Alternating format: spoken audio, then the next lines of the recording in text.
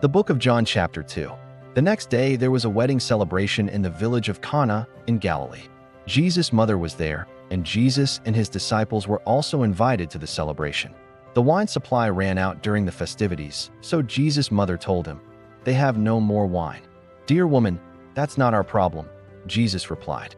"My time has not yet come." But his mother told the servants, "Do whatever he tells you." Standing nearby were 6 stone water jars, used for Jewish ceremonial washing. Each could hold 20 to 30 gallons. Jesus told the servants, "Fill the jars with water." When the jars had been filled, he said, "Now dip some out and take it to the master of ceremonies." So the servants followed his instructions. When the master of ceremonies tasted the water that was now wine, not knowing where it had come from, though, of course, the servants knew, he called the bridegroom over. "A host always serves the best wine first," he said. "Then, when everyone has had a lot to drink, he brings out the less expensive wine. But you have kept the best until now."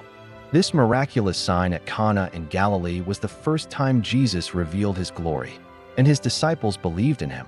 After the wedding, he went to Capernaum for a few days with his mother, his brothers, and his disciples. It was nearly time for the Jewish Passover celebration, so Jesus went to Jerusalem. In the temple area, he saw merchants selling cattle, sheep, and doves for sacrifices. He also saw dealers at tables exchanging foreign money.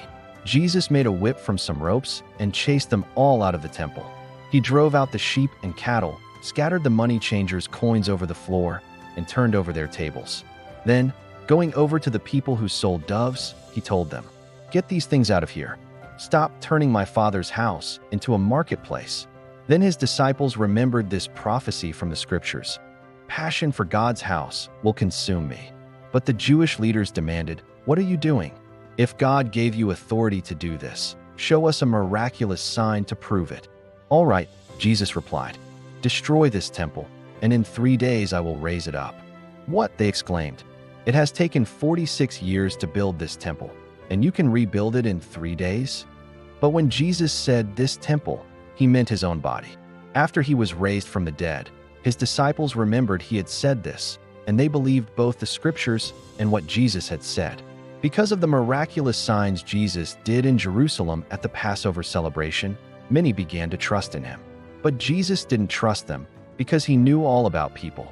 No one needed to tell him about human nature, for he knew what was in each person's heart.